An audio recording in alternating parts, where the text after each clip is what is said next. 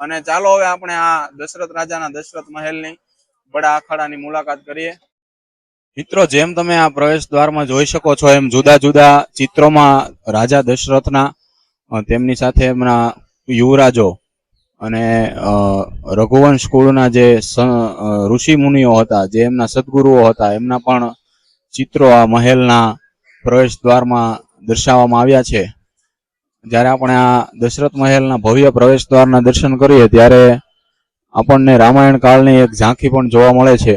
એ સમયની રાજાશાહી કાળની જે વ્યવસ્થાઓ હશે એમના પણ આપણને યાદો તાજી થાય છે.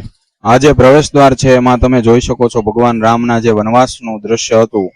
રાજા દશરથે જે કઠણ હૃદયે કૈકેયીને વચનો આપેલા અને ભગવાન રામ અને સીતા વનવાસમાં જવા નીકળે છે, એ પણ આ ભવ્ય પ્રવેશ દ્વારમાં દર્શાવવામાં આવ્યું છે. દશરથ